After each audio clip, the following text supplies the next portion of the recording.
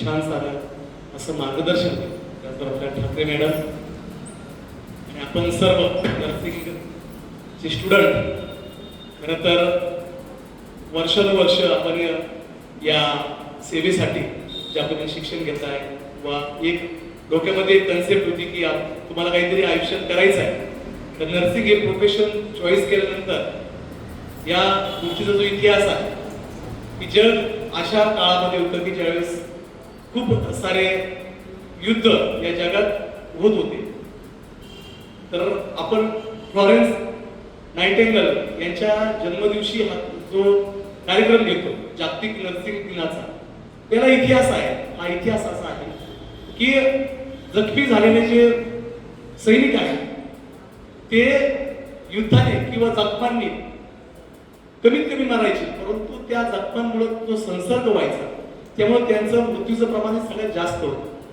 आणि एक काळ असा होता की आपण मध्ययुगीन काळ आणि आधुनिक काळ असं जो संक्रमण या जगामध्ये चालू होतं की नव्या नव्या गोष्टींचा शोध लागत होता, परंतु सामाजिकरणाचा विचार करता इथल्या महिला असतील, समाज रचना असेल, जगाची आपण भारताचा जर विचार न करता जगाचा विचार केला तर जगामध्ये युरोपामध्ये अतिशय अशिक्षितपणा होता.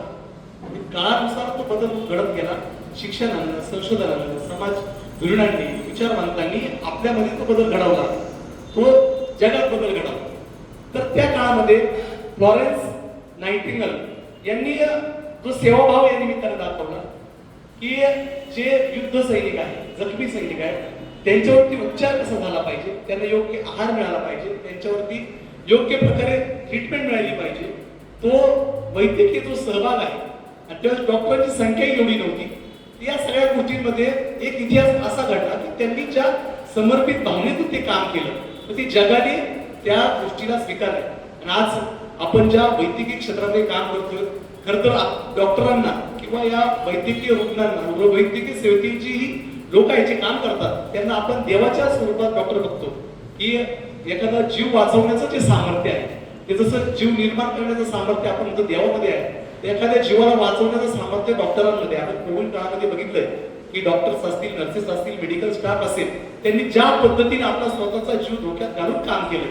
तर ही काही वाईट गोष्टी चर्चेला गेल्या, पण ही चांगली गोष्ट एक आहे की माझ्या